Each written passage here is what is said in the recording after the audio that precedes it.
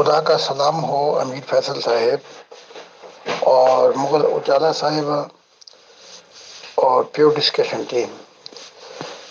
تو میں یہاں پہ حاضر ہوں. آپ دیکھیں کب آپ کے پاس ٹائم ہے.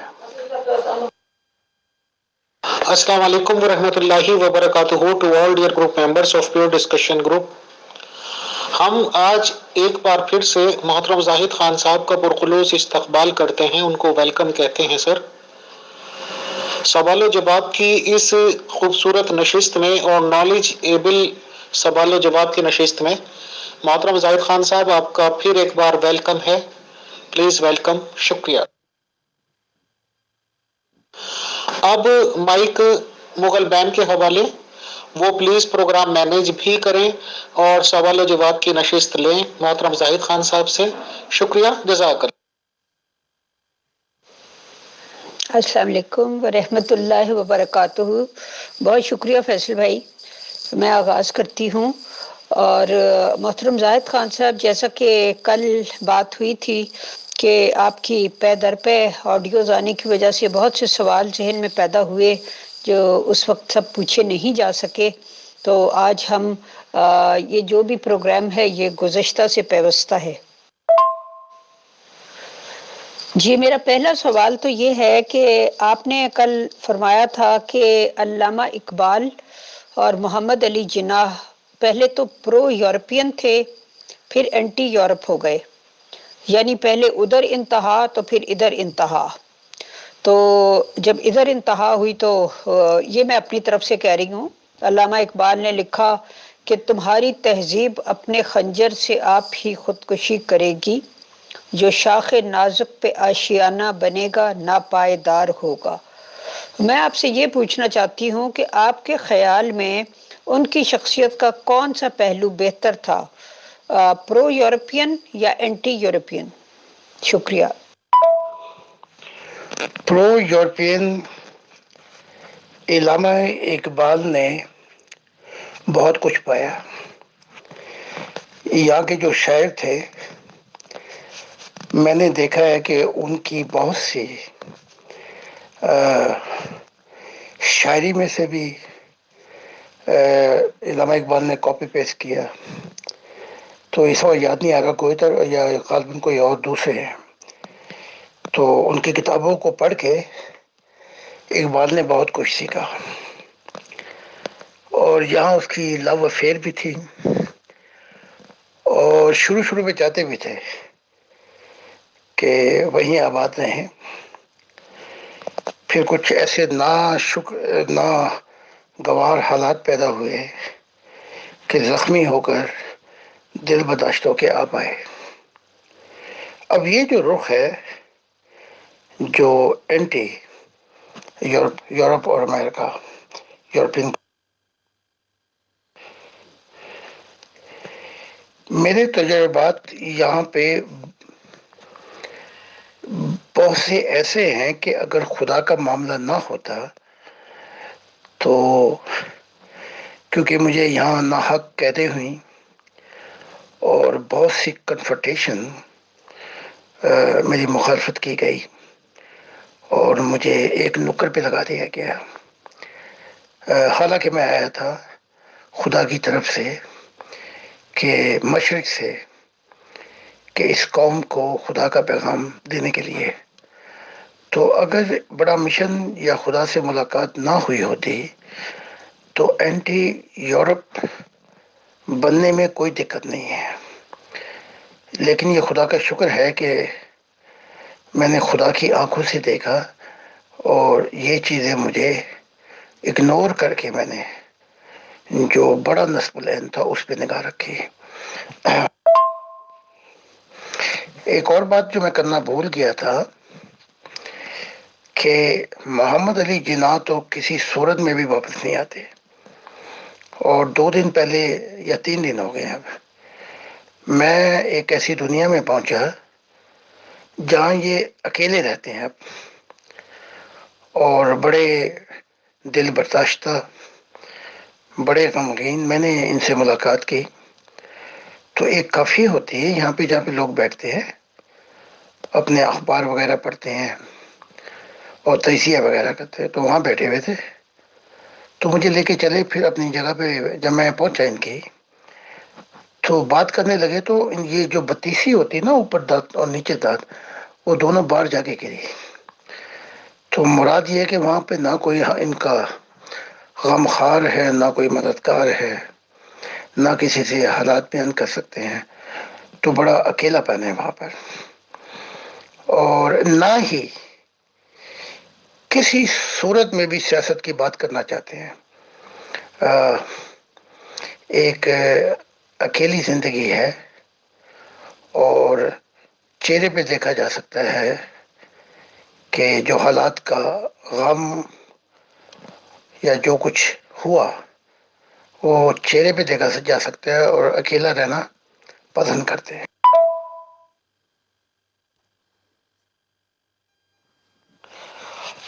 اب یہاں انتہا پسندی یہ تھی اقبال کی کہ مولویوں سے دل برداشتہ، بڑے تنگ حالات، اور شروع کے حالات میں کافی خط وغیرہ بھی لکھے جرمنی میں، جس سے دل آشنائی تھی.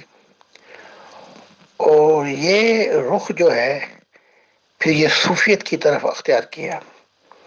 اس میں کوئی شک نہیں کہ علامہ اقبال ایک ولی اللہ تھے، مشاہدات کی دنیا سے آشنا تھے، پر ساحر نے کیا اس کا اظہار شاعری میں کیا. اور جو بھی شاعری ہے وہ اپنا غم اور اپنی، اس میں بہت کچھ، ایک ایسا فلسفہ ہے جس سے کچھ سیکھا بھی جا سکتا ہے. اس میں مایوسی بھی بڑی ہے، اور اس میں پھر انسپائرنگ بھی بڑی ہے. تو ان کی شاعری جو ہے وہ مجموعہ مشاہدہ ہے جو انہوں نے بیان کیا.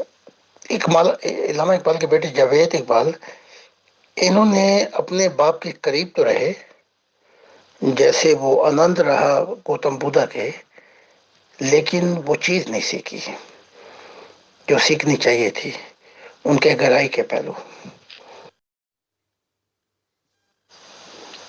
جی محترم، بہت بہت شکریہ. اس کا مطلب ہے کہ علامہ اقبال کو مجازی عشق نے حقیقی عشق کی طرف دھکیل دیا. اکثر لوگ مجازی عشق میں ناکامی کے بعد حقیقی عشق کی چار دیواری میں داخل ہو جاتے ہیں. جی، آپ نے کل فرمایا تھا کہ علامہ اقبال سے چار ملاقاتیں پہلے اچھی دنیا میں ہوئیں، پھر انہیں نیچے بھی جانا پڑتا ہے، اور آج بھی آپ نے فرمایا کہ وہ اپنے وقت کے ولی تھے، ان کو الہام اور وحی وغیرہ بھی ہوتی تھی. تو میں یہ پوچھنا چاہتی ہوں کہ انہوں نے یہ باتیں جو ہیں وہ لوگوں سے کیوں چھپائیں، اپنے حتیٰ کہ اپنے گھر والوں سے بھی چھپائیں، اپنے ہم اسروں سے بھی چھپائیں. تو وہ یہ کر سکتے تھے کم از کم کہ اگر دنیا میں ان کو یہ خدشہ بھی تھا کہ الہام اور وحی کا دروازہ مسلمان بند مانتے ہیں، اگر میں نے اظہار کیا تو میں بھی ان کے غضب کے نشانہ نہ بن جاؤں، تو وہ یہ کر سکتے تھے کہ کم از کم کسی ڈائری پر درج کر دیتے تاکہ ان کی وفات کے بعد وہ انسانیت تک پہنچ جاتی. ایک دفعہ علامہ اقبال کو میں نے، کیونکہ ان کے ڈیمینشن جو ہے وہ بدلتے رہتے ہیں، میں نے اچھی دنیا میں دیکھا تو وہاں گاندھی بھی تھے. تو میں نے ان سے پوچھا یہاں کیسے آنا ہوا. کہنے لگے کہ شہباز کا آج لیکچر ہے تو اس کے لیے آئے ہیں. تو وہ لیکچر میرا تھا، فرشتوں نے بتایا تھا اس دنیا میں، تو وہاں گاندھی بھی تھے. تو لیکچر یہ تھا کہ ہمیشہ کی کوہ مکا کی آزادی کیا ہے. تو علامہ اقبال نے بھی سنا، اور اس لیکچر کے بعد کہا کہ آپ چاہیں تو میں آپ کو جوائن کرنا چاہتا ہوں، کیونکہ یہ یونیورسل ٹیچنگ ہی حل ہے انسانیت کا. تو میں نے کہا جیسے آپ مناسب سمجھتے ہیں. نیلسن منڈیلا نے بھی اسی طرح مجھے جوائن کیا تھا روح کی دنیا میں، جب فرشتوں نے بتایا. اور جب انہوں نے میرے وہاں پہ روح کی دنیا میں لیکچر سنے. غلام احمد قادیان جماعت احمدیہ کا حال وہ دیکھ چکے تھے.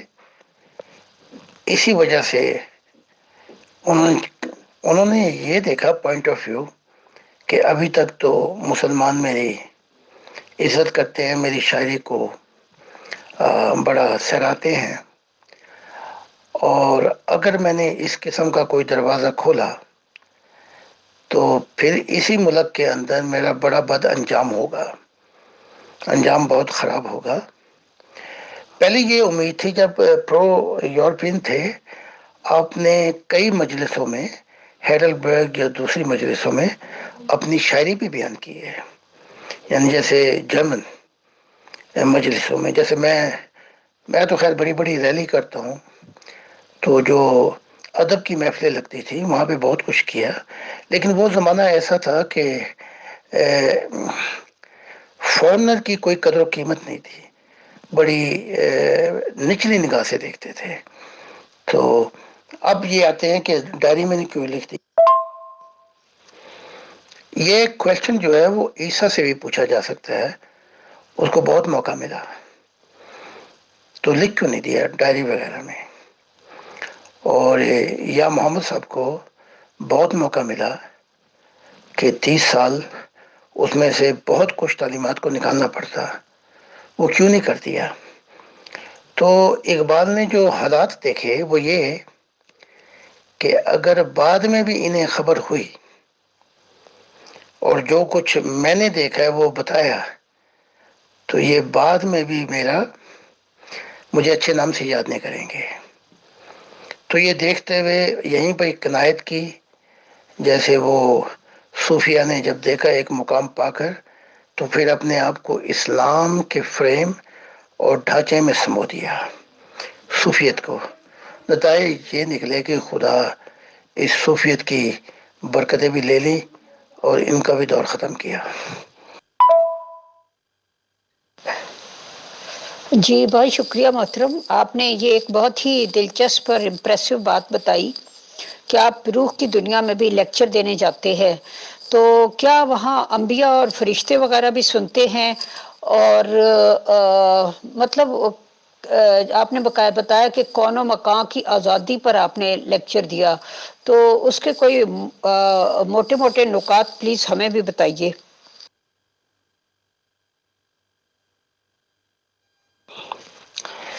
انبیاء تو سننے آتے ہیں جب فرشتے کہتے ہیں تمہیں سننا ہے تو آن پڑے گی یا حسین، تو وہ پھر آنا پڑتا ہے. لیکن اور مخلوقات بھی آتی ہیں. قوم مکان کی سوچ رکھنے والا خدا کی ذات ہے، اور ہم اگر خدا کی ذات سے ناطہ جوڑ لیں، جیسے زمین جو ہے وہ سورج کے گرد گھومتی ہے، تو ہماری سوچ بھی کوہ مکان اس جیسی سوچ ہو سکتی ہے. تو اس میں چابیاں کیا ہیں؟ اس چابیوں پہ میں نے اکثر لیکچر دیے ہیں کہ خدا کی جو سوچ ہے وہ یونیورسل ہے. ایک بڑے آدمی کا ویژن جو ہوتا ہے وہ بہت بڑا ہوتا ہے. تو سوچ جو ہے خدا کی یونیورسل ہے. خدا کا شعور چھا گیا ہے اپنی کلی کائنات پر. اور خدا کے ضمیر کی آواز یہ ہے کہ اگر زمین و آسمان میں اور خدا ہوتے اور وہ اپنی اپنی خواہشوں کی پیروی کرتے، یہ بھی مضمون آپ کی، تو یہ زمین و آسمان تباہ ہو جاتے ہیں. خدا کا جو ضمیر ہے وہ بڑا یونیورسل ہے، وہ بہت روشن ہے. اسی نور میں سے ایک کچھ ذرے پا کے ہم خدا کی دنیا لا سکتے ہیں، یعنی کنگڈم آف گاڈ، نیا آسمان نئی زمین. تو ضمیر کی آواز اس کی کل کائنات پہ چھائی ہوئی ہے. اسی طرح اگر اس کے ایموشن نہ ہوتے، یعنی جسے ہم دل کہتے ہیں، تو یہ زندگی تخلیق نہ ہوتی، یہ کائنات کا وجود نہ ہوتا. تو پھر روح کیا ہے؟ اب روح کی دنیا میں تو جب میں روح کے لیکچر دیتا ہوں تو بالکل سمجھ جاتے ہیں، کیونکہ اب انہوں نے دیکھ لیا ہے کہ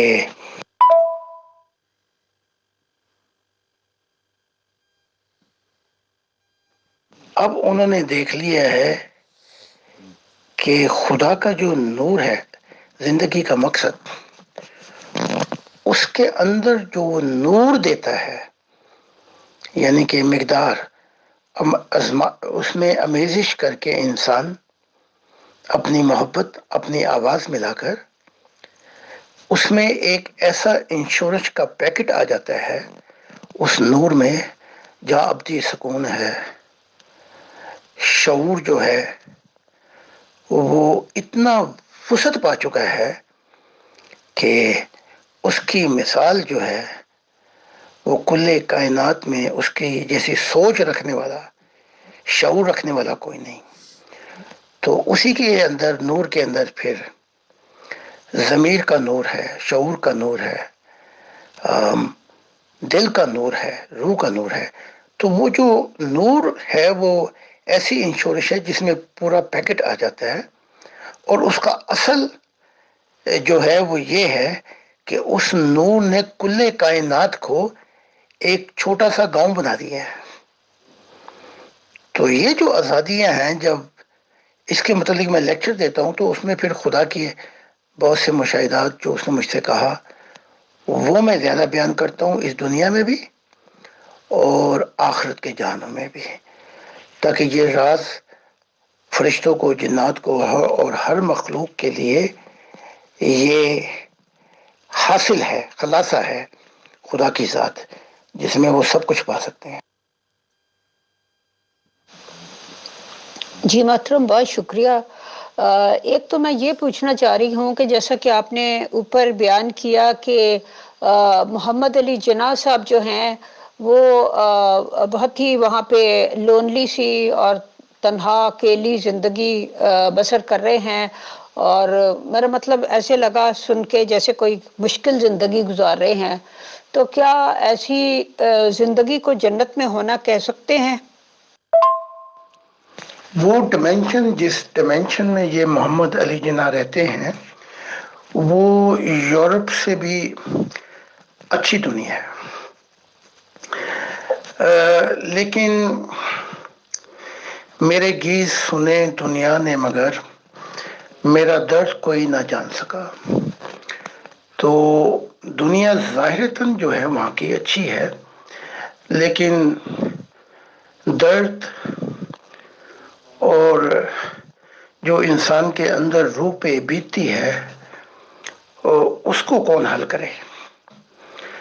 تو جیسے پول جب فردوس میں تھا تو ایک دفعہ نور گزر رہا تھا خدا کا، تو فردوس میں روتے ہوئے پول نے کہا کہ اے باپ، میں بہت تڑپتا ہوں، اتنی اچھی دنیا اور اس میں بھی میں تڑپتا ہوں. تو خدا نے کہا میں نے تو تجھے معاف کر دیا ہے، لیکن اتنا زمانہ بیت گیا، پول کی روح آج بھی تڑپتی ہے، وہ اپنے آپ کو خود نہیں معاف کر پاتی. تو میں نے پول سے ایک دن پوچھا، میں نے کہا اتنا اچھی دنیا ہے، جنت ہے، تو کہا کہ سکون تو یہاں سب کچھ ہے، راحت ہے، لیکن میں ادھورے دنوں کی پیدائش ہوں. وہ جو دن بیت گئے وہ واپس آ کے مجھے تڑپاتے ہیں. جو کچھ میں نے کیا، اور کاش میں ان دنوں کو پھیر سکوں. تو ایسی جنتیں بھی ہیں اعلیٰ عرفہ کے دل بہلانے کے لیے، سب کچھ ہے، لیکن وہاں کا خدا کا غم بھی ہے، تنہائی بھی ہے، اکیلا پن بھی ہے. تو یہ جنت کا جو روپ دکھایا گیا ہے، مسلمانوں نے دیکھا ہے، وہاں یہی ہے کہ وہاں میلے لگے ہوں گے، وہاں عجیب عجیب حوریں انگور کھلا رہی ہوں گی، شراب پلا رہی ہوں گی، مزے ہی مزے ہوں گے. ایسا نہیں ہے.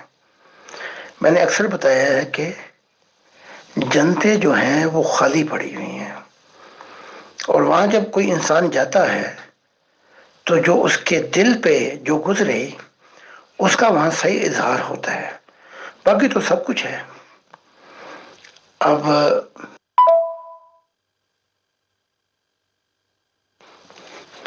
آپ مجھے، میں نے 50 سال یورپ میں گزارے، مجھے ویسٹرن کہہ سکتی ہیں آپ، کیونکہ میں ان کی سوچوں سے، ان کے حالات سے، ان کے کلچر، تہذیب و تمدن سے پورا واقف ہوں. بلکہ میں خود بھی یورپین ہوں، میرے اندر وہ پاکستانی عادات بھی نہیں رہیں. لیکن اس کے باوجود میں کوئی اپنا اصل وطن نہیں پاتا اس زمین کے اوپر. مسلمانوں کے ملکوں میں تو میرے لیے جہنم ہے، بلکہ یہاں سب کچھ ہونے کے باوجود ایک غم ہے، ایک تنہائی ہے، جو اندر ہی اندر سب کچھ پانے کے باوجود وہ کیا ہے، وہ مجھے یاد دلاتی ہے اب خدا کی بادشاہت کی، جو زمانے میں دیکھ چکا ہوں. تو سکھ، چین، غم، میرا درد اور میرا چین، وہ سب جب ایک سنگم پہ ملتے ہیں تو اس پر جو حال طاری ہوتا ہے ہر قسم کی بہار کا، وہ بیان کرنے سے میں اپنے آپ کو قابل ہی نہیں پاتا. میں بڑا اظہار کرتا ہوں لیکن اندر کے معاملات کو اظہار نہیں کر پاتا میں.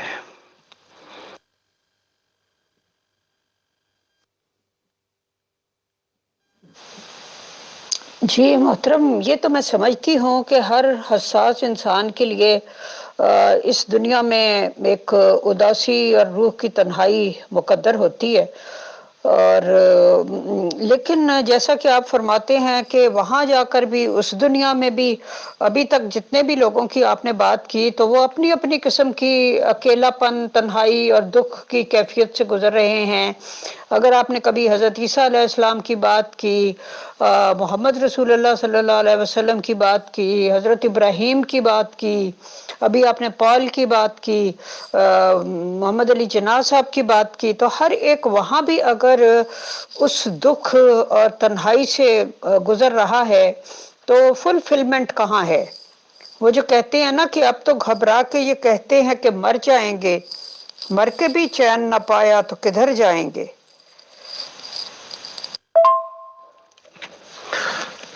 غلام احمد قادیان نے ایک دفعہ کہا کہ اگر وہ جو فرض منصبی مجھے سونپا گیا ہے، اگر وہ میں نہ پورا کر سکا تو چاہے خدا مجھے 7ویں آسمان پہ پہنچا دے، میں تو وہاں بھی تنگ رہوں گا. یعنی کہ اعلیٰ جنت میں بھی پہنچا دے. تو کیا بتاؤں آپ کو، کوشش کرتا ہوں. جنت کا حال کیا ہے؟ ایک طرف کبھی ریمبو کلر دیکھے ہوں گے آپ نے، ایک طرف روشنی ہے، سورج چمکا ہے، دوسری طرف بارش ہو رہی ہے، آپ بیچ میں کھڑے ہوئے ہیں، تیسری طرف بہاریں آپ کو لے کے گھوم رہی ہیں، چوتھی طرف خزاں کے دن آپ کو یاد آتے ہیں. تو عجیب عجیب موسم جو ہیں وہ آپ کی روح پر ایک عجب حال طاری کرتے ہیں. جو کہا گیا نا کہ شراب طہورا پلائے گا خدا اپنے ہاتھ سے، وہ یہ شراب نہیں ہے جو یہ پی کے تنگ ہوتے ہیں. وہ شراب جو ہے وہ روح کو اور ہوش میں لے کے آئے گی. کیا کھویا کیا پایا. تو یہ جنتوں کا حال ہے.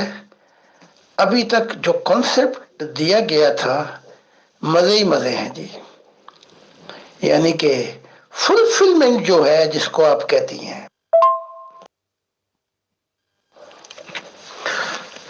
غلام احمد قادیان نے ایک دفعہ کہا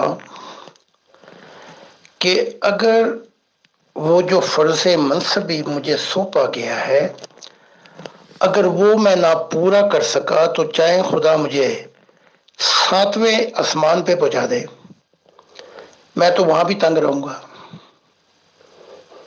یعنی کہ اعلیٰ جنت میں بھی پہنچا دے.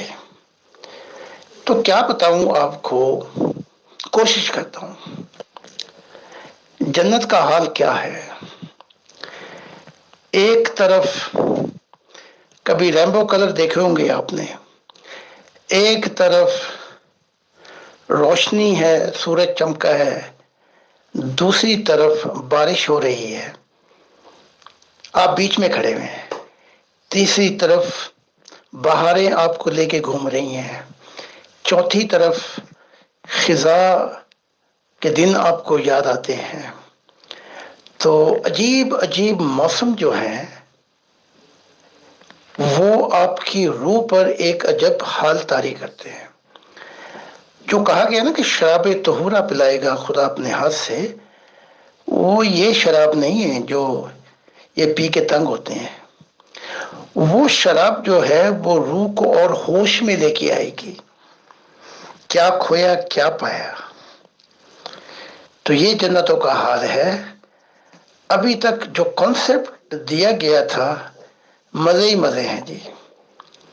یعنی کہ فلفلمنٹ جو ہے جس کو آپ کہتی ہیں، وہ فلفلمنٹ جو ہے وہ الہی نور ہے جو بیچ ڈالا گیا تھا اس کی مقدار کے مطابق، جو آپ نے اپنی آمیزش کی، محبت کی، اپنی الفت، اس کی منشا کے لیے جو کچھ آپ نے کھویا وہ بیچ پھر درخت بنتا ہے. تو جو فلفلمنٹ ہے وہ یہ ہے کہ انسان شہنشاہت میں آ جاتا ہے اور کل جہان اس کے نیچے ہوتے ہیں. تو فلفلمنٹ تو بہت ہیں. جیسے پرواز کرتے ہوئے کوئی کسی دنیا میں چلا جائے. اب دیکھو نا، میں ایک دنیا میں تنگ ہوں اور یہاں سے چاہوں تو کہاں جاؤں گا. میں اسلامی ملک میں ہوتا تو میرا تو ویسے ہی کھانا خراب تھا. اب اگر یورپ یہاں بھی آ کے اسلام چھا جائے تو پھر کیا ہوگا. لیکن وہاں ایسا نہیں ہے، ان کی اجازت داری نہیں ہے. ہر دنیا جو ہے مستقبل کی وہاں ایک نیا سبق سکھاتی ہے. تو اس نور کا جیسے میں نے بتایا ہے اس میں بہت کچھ ہے. خوشیاں بھی ہیں، اس میں چین بھی ہے، اس میں درد بھی ہے، اس میں بڑے عجیب حالات ہیں موسموں کے. جب تک کوئی ان میں سے گزرے نہ تو وہ مسلمانوں جیسی جو جنتے ہیں نا وہ اس کانسیپٹ میں رہتا ہے. جی محترم، بہت شکریہ. ایک ممبر کا سوال ہے کہ یہ جو پیشگوئی ہمیں احادیث کی کتابوں میں ملتی ہے کہ آخری زمانے میں مغرب سے سورج طلوع ہوگا، کیا اس سے مراد آپ ہیں؟ اس سے مراد میں ہی ہوں، کیونکہ خدا نے مجھے کہا کہ تو مشرق سے آیا اور مغرب میں آیا. اور اب خدا کی محبت الہی، اس کی دنیا کا جو سورج ہے محبت الہی کا، اور جہاں وہ دنیا آ جائے گی کہ خدا کے نور سے یہ زمین روشن ہو جائے گی اور انسان خدا کی قدر جان لے گا. خدا نے کہا وہ سورج تو ہی ہے. اب تو مغرب سے یہاں سے طلوع ہوگا اور یہاں سے ہی کثرت سے انبیاء آئیں گے اور یہاں سے ہی وہ ارمان پورا ہو جائے گا کہ انسان اپنی ذمہ داری پوری کر دے گا، اہل دل ہو جائیں گے. یہ زمین جو ہے نئی کیسے ہوگی؟ اہل دل نئے انسان آ جائیں گے اور وہ خدا کی مرضی پوری ہو جائے گی.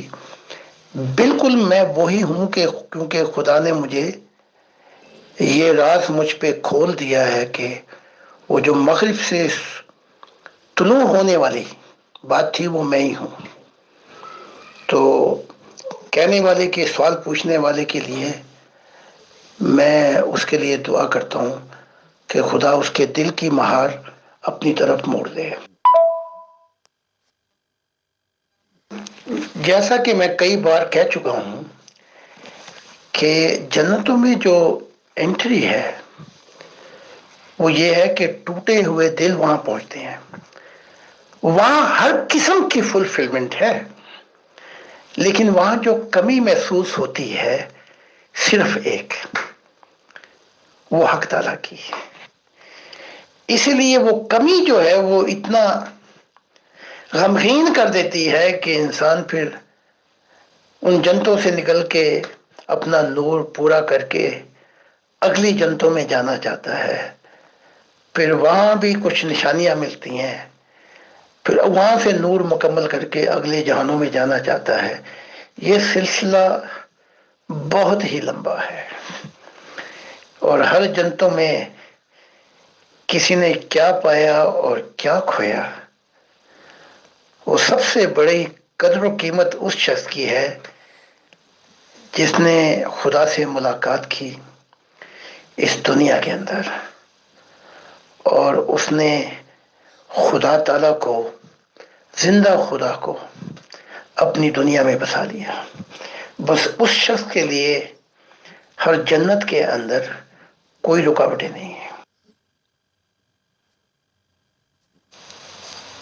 جی محترم، میرا اگلا سوال یہ ہے کہ آپ نے کل فرمایا تھا کہ الہام اور وحی ایک امانت ہے، جو اسے اپنے پاس رکھے گا وہ اسے ہضم نہیں کر پائے گا اور اس کے نتائج وہاں دیکھے گا، یعنی اگلے جہان میں. میرے خیال میں لوگ اپنے الہام اور وحی کو بیان کرنے سے اس لیے ریلکٹنٹ ہوتے ہیں کیونکہ انہیں لگتا ہے کہ لوگ انہیں کہیں گے کہ تمہارے الہام شیطانی ہیں. کیونکہ مرزا صاحب کے دور میں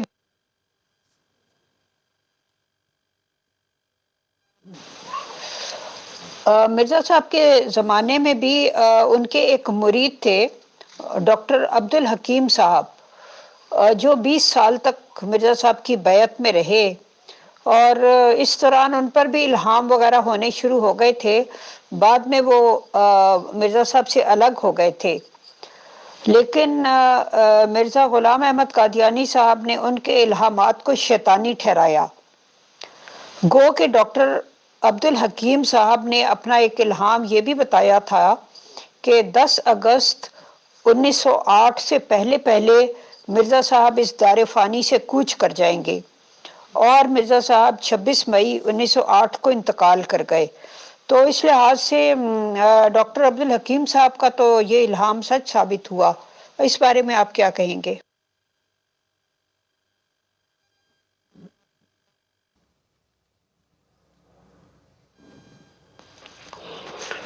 جو احمدیت پہ یا مسلمانوں پہ راز کھلیں گے محمد عربی کے، یا احمدیت پر غلام احمد قادیان کے، اور وہاں وہ ہکا بکا ہو جائیں گے، ان میں سے کچھ الہام جو ہے اور مشاہدات حکیم صاحب پہ کھل گئے تھے. تو آپس میں بات چیت اور بحث بھی ہوئی حکیم صاحب کی کہ میں نے یہ دیکھا اور میں نے یہ دیکھا اور آپ یہ کر رہے ہیں، یہ کر رہے ہیں.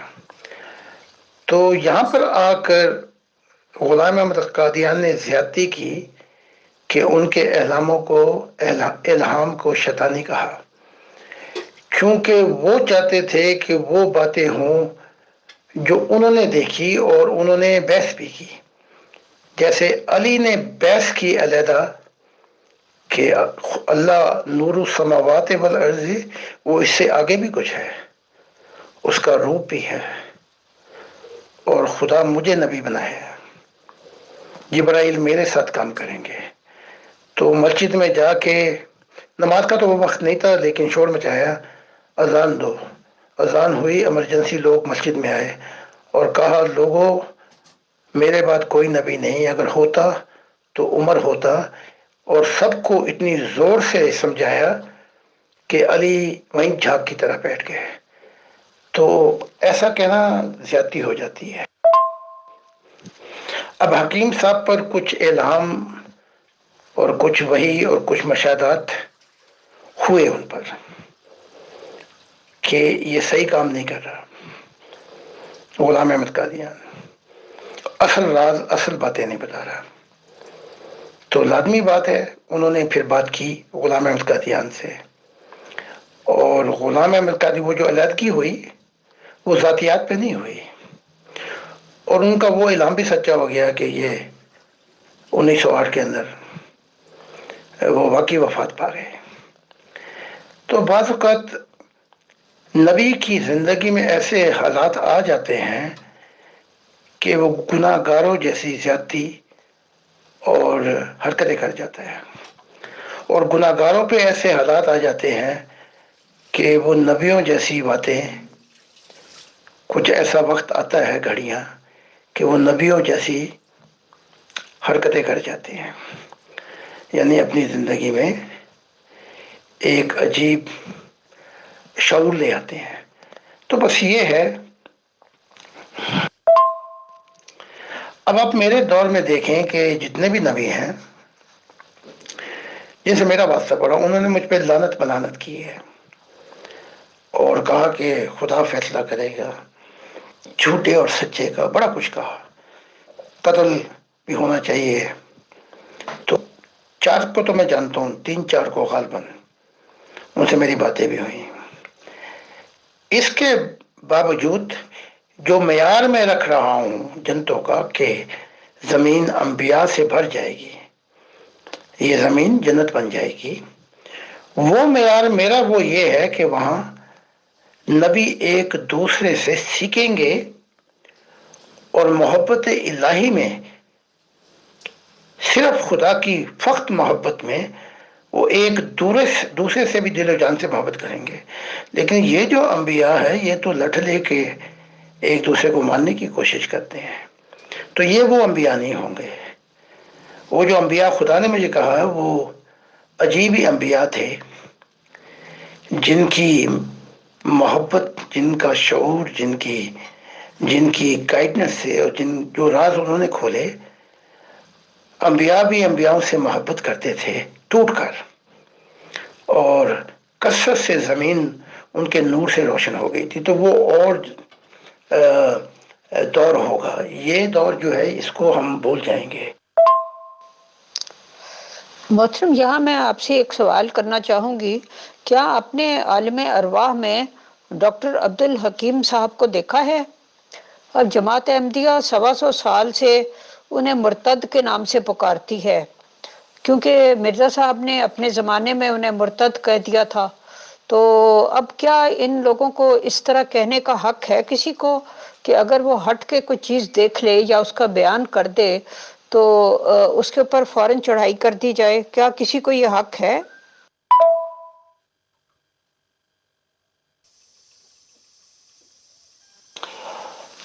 دوسرے ڈاکٹر یہ حکیم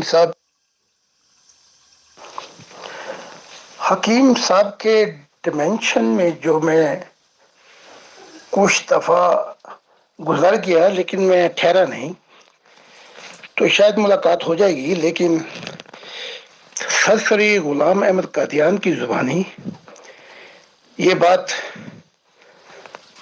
سنی میں نے کہ مجھ سے زیادتی ہوئی، جو میں نے حکیم یہ جو جس سے علیحدگی ہو گئی تھی اس کے الہاموں کو میں نے شیطانی الہام کہا۔ بالکل حق نہیں ہے نبی کا کہ وہ اس طرح سے جانچے اور پرکھے کسی کے الہاموں کو یا وحی کو کہ یہ خدا کی طرف سے نہیں ہے، کیونکہ یہ معاملات تو اس کے اور خدا کے درمیان ہے، اس کی اجازت تو مجھے بھی نہیں دی گئی، تو یہ بالکل حق نہیں ہے، زیادتی ہے، اور اکثر زیادتی ہو گئی ہے۔ اس میں محمد صاحب بھی شامل ہیں، اس کے اندر موسیٰ بھی شامل ہے، اور اس کے اندر عیسیٰ بھی شامل ہے، اور بہت سے انبیاء۔ کہ انہوں نے زیادتی کی اور پرکھا ایک نبی کو اپنی روحانی سوچ پر۔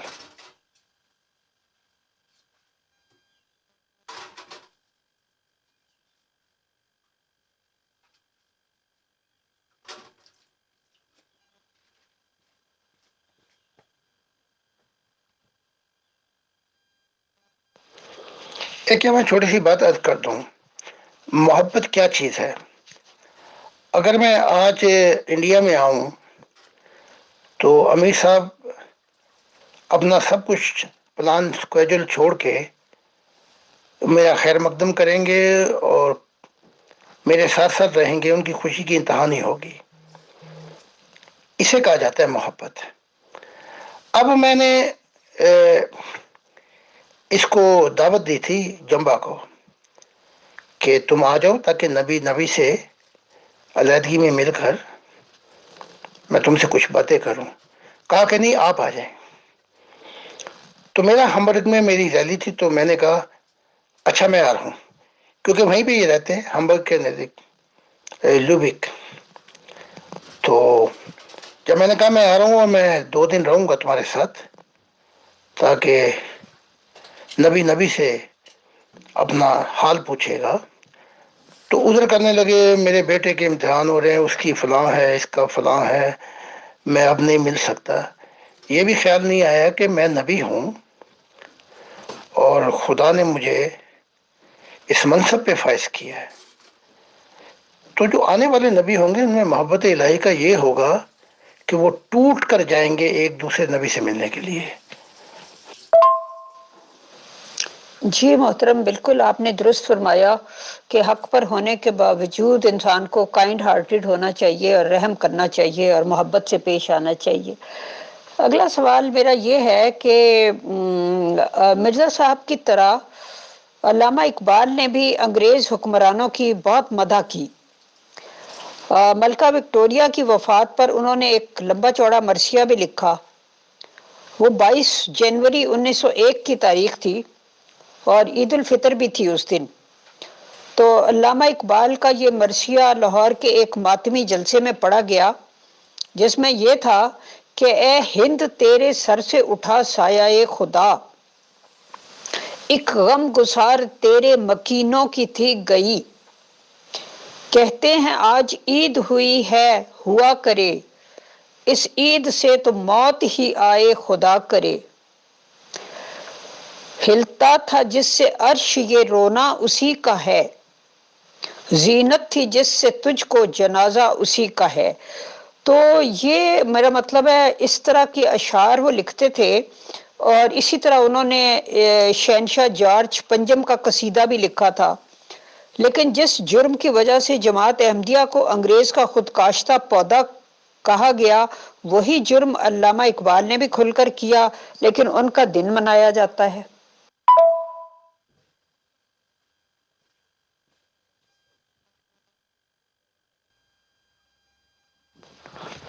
اسی کو تو روحانیت اندھاپن کہا جاتا ہے۔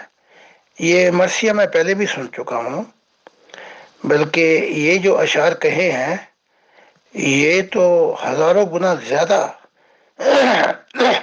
یہاں تک تو غلام احمد قادیان بھی نہیں پہنچے تھے۔ انہوں نے حمایت کی، کتابیں لکھی، ٹھیک ہے۔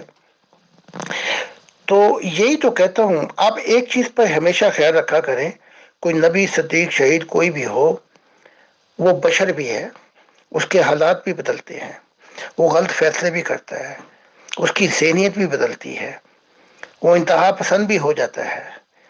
تو یہ سب چیزوں کو سامنے لا کے آپ دیکھیں گے تو آپ کو تعجب نہیں ہوگا کسی بات کا۔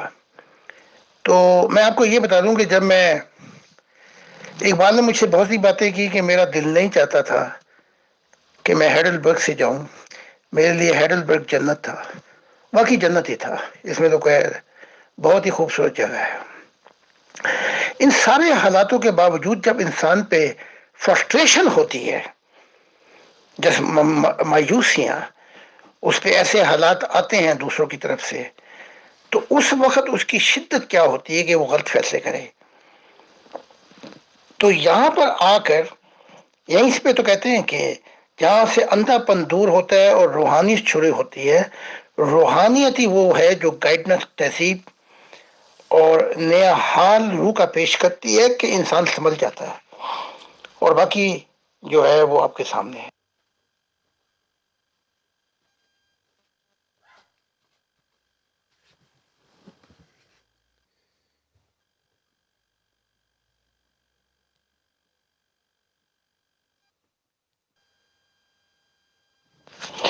اب میں اس کا سوال سے تو کوئی تعلق نہیں ہے، لیکن میں پھر بھی بیان کرتا ہوں.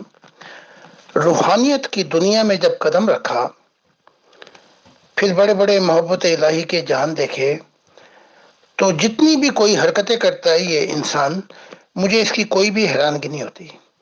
جتنی حرکتیں جو کچھ نبیوں نے کیا وہ مجھے حیران نہیں کرتا. جنات کی دنیا مجھے حیران نہیں کرتی. اور عجیب عجیب جہان دیکھے، جو کچھ نئے مشاہدوں میں آیا، مجھے کسی چیز نے بھی نہیں حیران کیا. اور اللہ ماشاءاللہ کہہ سکتا ہوں، جو کچھ خدا کی ذات کے ساتھ واسطہ پڑا، اس میں سے بھی کوئی چیز نے حیران نہیں کیا. اس کی چابی یہ ہے کہ میں محبت الہی میں بہت دور جا چکا ہوں. اب جو چیزیں میں دیکھتا ہوں وہ خدا کی نگاہوں سے دیکھتا ہوں. جو چیزیں سنتا ہوں وہ خدا کی آواز کانوں سے سنتا ہوں. میرا حال عجیب ہو گیا ہے. اب جہانوں میں کوئی چیز مجھے نہ حیران کرتی ہے، نہ پریشان کرتی ہے، اور نہ ہی تعجب دیتی ہے. اسے کہتے ہیں روحانیت جب ایک سنگم پر خدا سے مل جائے.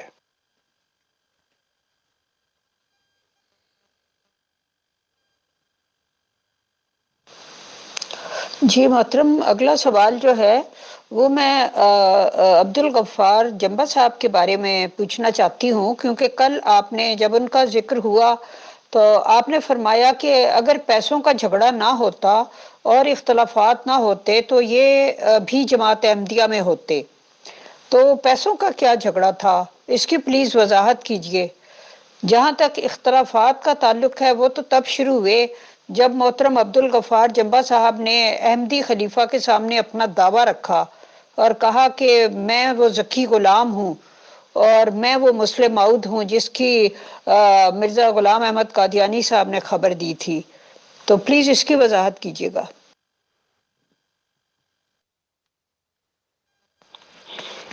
اندر کے معاملات جو ہیں وہ یہ جمبا صاحب ہی بتائیں تو بہتر ہے، کیونکہ بہت سے ایسے اندر کے واقعات ہیں یا وہ جو بہت قریب ہیں اس وقت مرزا مسرور کے، یا انہوں نے جو کچھ مجھے بتایا ہے، میں کیا لب کھولوں.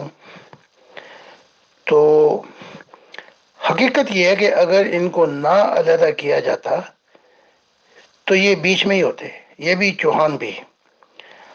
اب باقی رہ گیا کہ جو لکھ کے پیش کیا، ان سے یہ پوچھے کہ جو مرزا طاہر صاحب کو جو انہوں نے لکھا، کیا اس بات پہ انہوں نے ان کو نکالا؟ ان سے پوچھے نا. یہ بھی آئے نا سامنے پردے ڈال کے بیٹھے ہوئے ہیں، تو حق پیش کریں کہ کیا وہ کون سی وجوہات تھیں. تو اس معاملے پر میں کیا کہوں بس اب، کیونکہ میں ان کے بہت ہی قریب حلقوں سے مل چکا ہوں، جو مسعود صاحب کے ساتھ اٹھتے بیٹھتے ہیں، یا وہ پہلے جو لوگ تھے. بہرحال یہ کام ان کا ہے کہ ساری باتیں کھولیں یا یہ ان کے سامنے آئیں. اس لیے میں نے ایک سب عیسائیوں کو، یہودیوں کو، بنی اسرائیل کو، ہندوؤں کو میں نے ایک پروگرام بنایا تھا، جس میں پھر احمدیت بھی چاہتی تھی کہ یہ بھی آئیں فرانکفرٹ میں، یہ غفار صاحب. اور میں نے ان کو دعوت دی، میں نے کہا آپ بھی آؤ، اور کیونکہ میں بھی وہاں ہوں گا تاکہ یہ بات کھل کے سامنے آئے نا کہ وجوہات کیا ہے. تو جماعت احمدیہ تو چاہتی تھی، انہوں نے کہا ہم اپنے خاص لوگ لے آئیں گے جو کھل کر ان کا سب کچھ بتائیں گے. تو یہ نہیں آئے، یہ آگے پیچھے ہو گئے. تو اگر حق ان کے ساتھ ہے تو سامنے آئے تاکہ دنیا یہ نغمے سنے. اور یہی تو میں چاہتا تھا کہ یہ ساری مضمون یہ تھا، نبی حق کی آواز جو خدا نے اس سے معاملات کیے وہ سامنے رکھے. تو یہ نہیں آ سکے اور نہیں شامل ہوئے.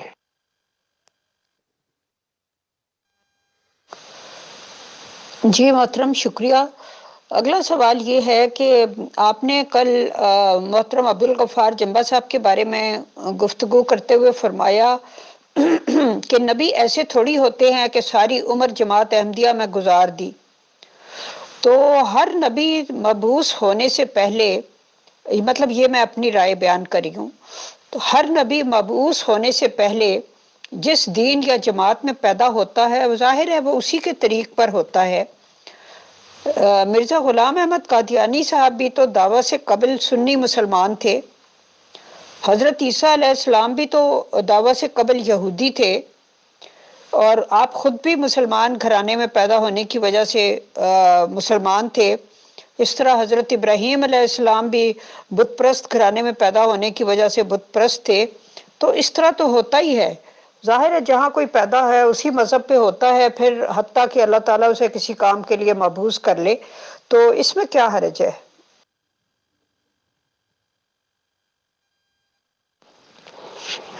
بالکل ٹھیک کہا آپ نے، اس میں کوئی حرج نہیں. لیکن ایک لمبی زندگی احمدیت میں گزارنے کے باوجود، یہ تو آپ ان سے پوچھیں نا، غفار صاحب سے، ان کے احمدیت کے صدر رہنے کے باوجود ان سے پوچھا جائے کہ کیا تم پہ الہامات یا وحی ہو رہی تھی؟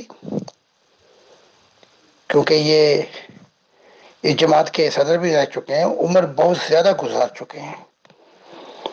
کیونکہ خدا کی ذات بہت جلد آگاہ کر دیتی ہے. تو ان کا اتنا لمبا زمانہ احمدیت کے ساتھ ان کی پوزیشنوں پہ بیٹھے رہنا، اور ان سے پوچھا جائے کہ کیا خدا کچھ اظہار کر رہا تھا یا اندھا پن تھا، یہ پوچھا جائے ان سے.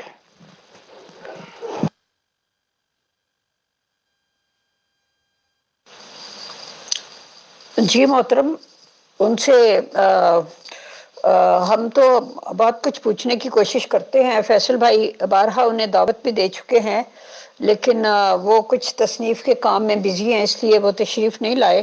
لیکن ہو سکتا ہے کہ یہ آڈیوز ان تک پہنچیں تو وہ کوئی اپنی وضاحت کرنے کے لیے آئیں. بہرحال میں اگلا سوال کرتی ہوں. اگلا سوال فیصل بھائی نے کیا ہے، اور انہوں نے شاید کسی نے پوچھا ہوگا ان سے کہ محترم زاہد خان صاحب سے یہ پوچھا جائے کہ آپ بھی پیدائش کے لحاظ سے مسلم ہیں اور آپ کا نبی ہونے کا بھی دعویٰ ہے، کیا آپ نماز وغیرہ پڑھتے ہیں یا کوئی اور عبادات وغیرہ بجا لاتے ہیں؟ اور ابھی بھی جمبا صاحب کہتے ہیں کہ جماعت احمدیہ مجھے قائل کر لے تو میں واپس آ کے جماعت میں شامل ہو جاتا ہوں. کیا یہ نبی کا اسوہ حسنہ ہوتا ہے؟ سوچنے کا مقام ہے. اور وہ جو قریبی حلقہ ہے اس جماعت کا، وہ کہتے ہیں ان کو لے کے تو آؤ، ہم ان کو وہاں قائل کریں گے پبلک کے اندر. تو اگر انہوں نے قائل کر لیا تو کیا پھر یہ جماعت میں شامل ہو جائیں گے دوبارہ؟ وہ کہتے ہیں میں شامل ہو جاؤں گا، مجھے قائل کر لو. یہ بھی بہت بڑا کوشچن ہے. جب انسان ذکی، غلام یا نبوت کا دعویٰ کرے، کچھ بھی کرے، تو پرانی دنیا میں تو پھر نہیں جاتا، بلکہ وہ پرانی دنیا اس کی نئی دنیا میں اپنے آپ کو تبدیل.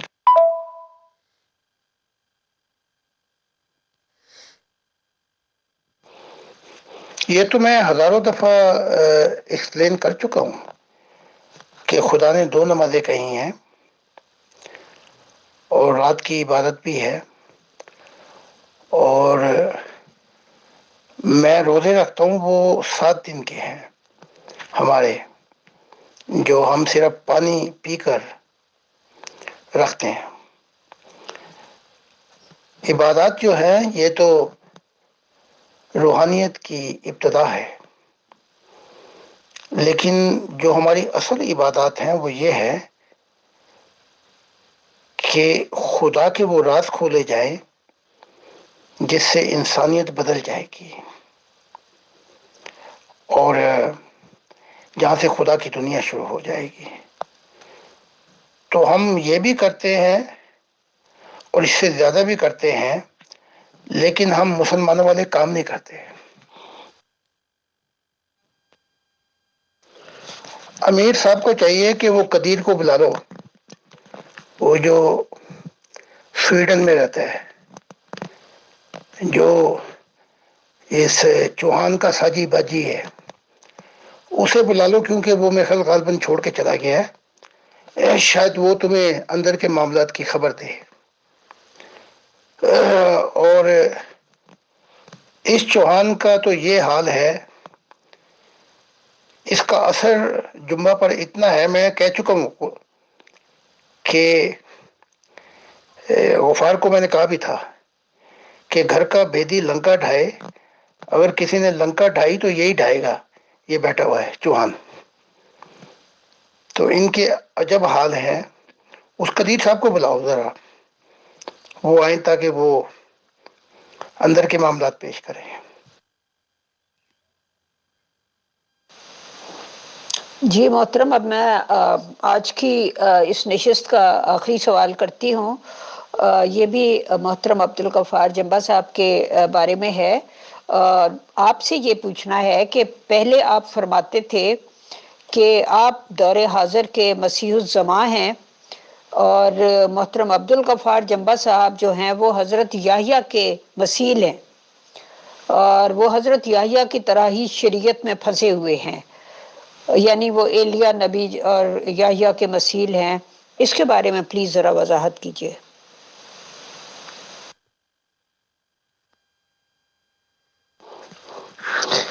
یہ سننے میں دھوکہ ہو گیا ہے، یا جن سے میں نے بات کی ملوت سے، انہیں غلط فہمی، میں یہ غلط فہمی دور کر دیتا ہوں۔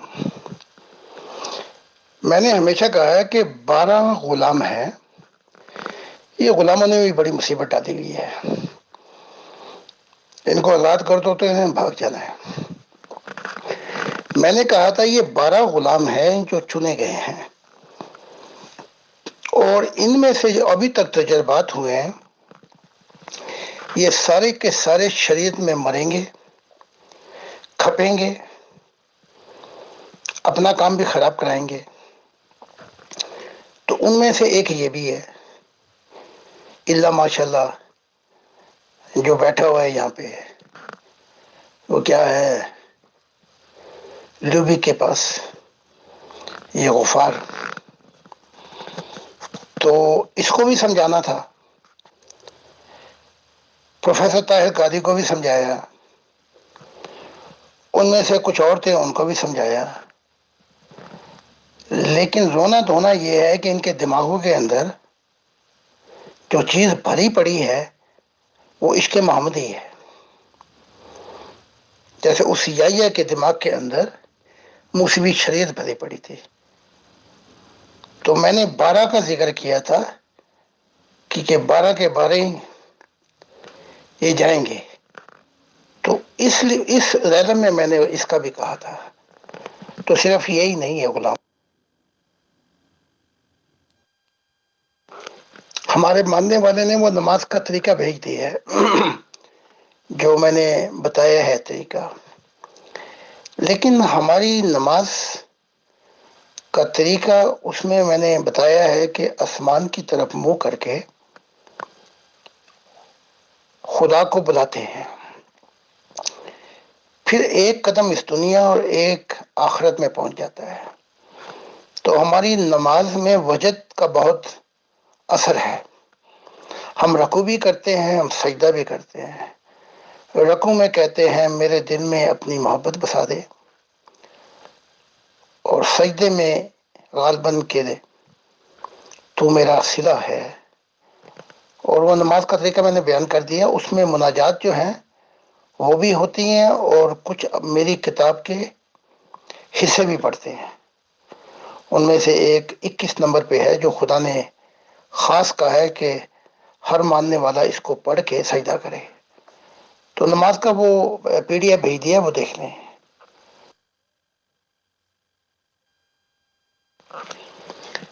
پھر ہمارے سجدے جو ہیں یہ مرغیوں کی طرح چوچے نہیں مارتے ہم. ہمارے سجدوں میں رات گزر جاتی ہے. ہمارے رکوع کے اندر دنیا بدل جاتی ہے. تو ہماری جو 2 بجے کی نماز ہے اس کا حال یہ ہے کہ صبح ہو جاتی ہے. تو ان کی جیسے نمازیں نہیں ہیں کہ دماغ ان کے دماغوں میں گند، پہنچے میں اپنی دکانداریوں میں، پہنچے میں سبزی منڈیوں میں، پہنچے میں عورتوں کے معاملات میں. جو نماز کا طریقہ وہ سنیں، دیکھیں ہم کیسے نماز پڑھتے ہیں. جی محترم زاہد خان صاحب، وہ آپ نے 12 غلاموں کا ذکر کیا تو میں آڈیو میں بھی پوچھ لیتی ہوں کہ یہ 12 غلام جو تھے یہ کس مقصد کے لیے چنے گئے تھے؟ پلیز بتائیے. شکریہ. یہ 12 غلام اپنے مذہبوں کے اندر بڑے پکے ہوتے ہیں، اور ان میں سے کچھ تو مشہور نہیں ہوتے لیکن اکثر مشہور ہوتے ہیں. تو وہ یحییٰ جو تھا، جو اس زمانے میں آیا تھا، وہ شریعت پہ اتنا چلتا تھا اور مشہور بڑا تھا. یعنی کہ جیسے پروفیسر طاہر قادری، تو اس کو پاس جا کے یہودیت نے سوال کیا، کیونکہ وہ شریعت پہ پورا چلتا تھا کہ آنے والا مسیح تو ہے. اس نے انکار کر دیا. اس نے کہا میں کیسے ہو سکتا ہوں، میں تو غلاموں کا غلام، غلاموں کا غلام ہوں، موسیٰ کا.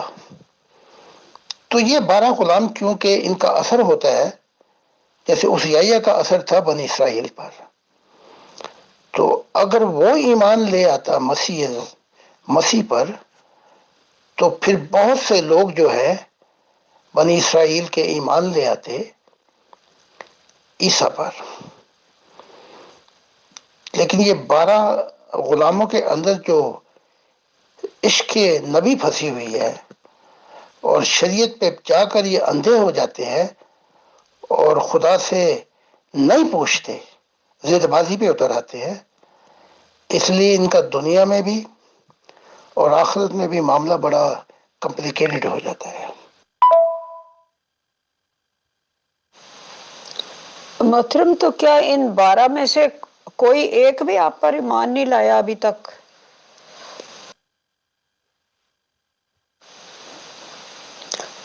محترم زاہد خان صاحب، میں تہہ دل سے آپ کی مشکور ہوں کہ آپ نے بہت ہی وضاحت سے اور خندہ پیشانی سے میرے ہر قسم کے سوالات کا جواب دیا، اور اللہ تعالیٰ آپ کو خوش رکھے.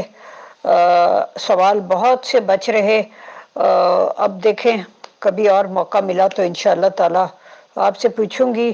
اصل میں پچھلے سوال ابھی بہت سے رہ گئے ہوتے ہیں تو مزید اور سوال پیدا ہو جاتے ہیں. تو دیکھیں جیسے اللہ تعالیٰ کو منظور ہے، ہم اس کی رضا پہ راضی ہیں. ہائے ہائے ہائے ہائے ہائے، قصہ درد سناتے ہیں کہ مجبور ہیں ہم. ہاں، ان میں سے ایک ایمان لے آیا اور اس نے ہمیں جرمن کی پارلیمنٹ تک پہنچا دیا. سیاسی لوگوں میں پیغام پہنچ گئے اور اس کے آنے سے بہت اثر پڑا جرمنی میں.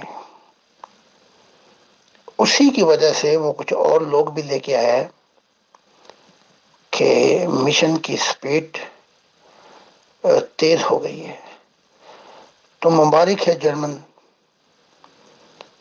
کہ ایک کرسچن جو کہ وی آئی پی ہے، ویری امپورٹنٹ، اس کے آنے سے کتنے حالات بدل جاتے ہیں.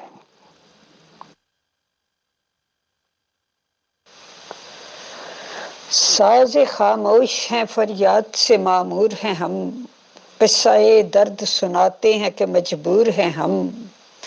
اے خدا شکوائے ارباب وفا بھی سن لے، خو گرے حمد سے تھوڑا سا گلا بھی سن لے۔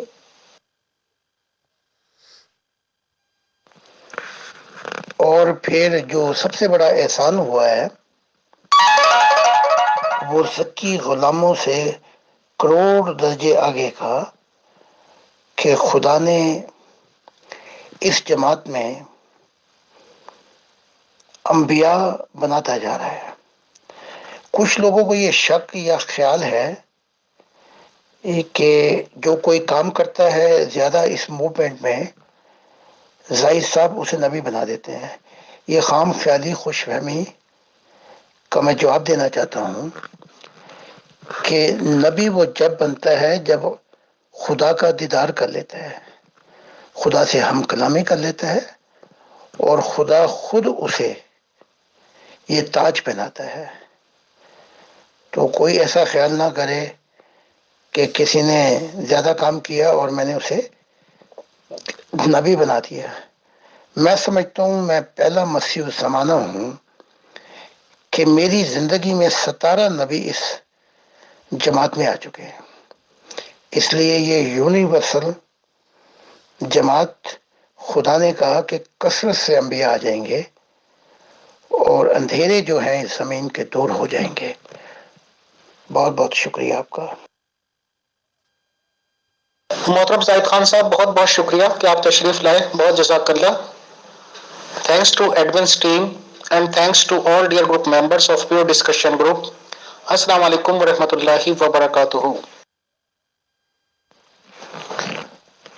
مغل اجالا صاحبہ، میں تہہ دل سے آپ کا بھی شکر گزار ہوں، امیر فیصل کا بھی شکر گزار ہوں، اور تمام ان لوگوں کا جو اس ٹیم میں ہیں یا جو خدا کی تلاش میں خدا کی تلاش میں یہ سوال کرتے ہیں کیونکہ وہ اپنی منزل کو پانا چاہتے ہیں۔ ان سب کے لیے میں دعا گو ہوں۔ بہت بہت شکریہ۔